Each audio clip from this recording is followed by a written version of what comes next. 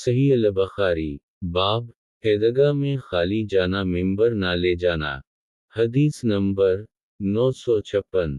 तर्जुमा अबू सईद खदरी रिवायत करते हैं कि इन्होंने फरमाया कि नबी सल्लल्लाहु अलैहि वसल्लम ईद उल फितर और बकर ईद के दिन ईदगाह को जाते और इस दिन सबसे पहले जो काम करते वो ये कि नमाज पढ़ते, फिर नमाज से फारिग होकर लोगों के सामने खड़े होते इस हाल में कि लोग अपनी सफ़ों पर बैठे होते। आप सल्लल्लाहु अलैहि वसल्लम इन्हें नसीहत करते थे और वसीयत करते थे और इन्हें हुक्म देते थे और अगर कोई लश्कर भेजने का इरादा करते तो उसको जुदा करते और जिस चीज़ का हुक्म देना होता देते, फिर वापस हो जाते।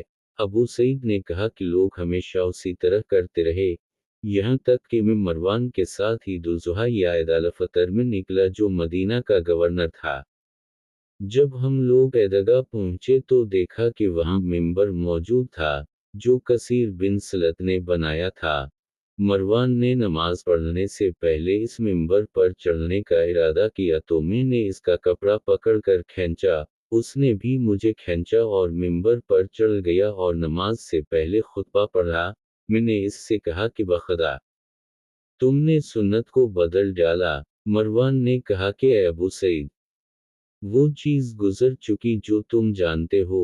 मैंने कहा बखदा मैं जो चीज़ जानता हूँ वो इससे बेहतर है जो मैं नहीं जानता हूँ। मरवान ने कहा लोग नमाज के बाद मेरी बात सुनने के लिए नहीं बैठते, इसलिए मैंने खुतबा नमाज से पहले किया।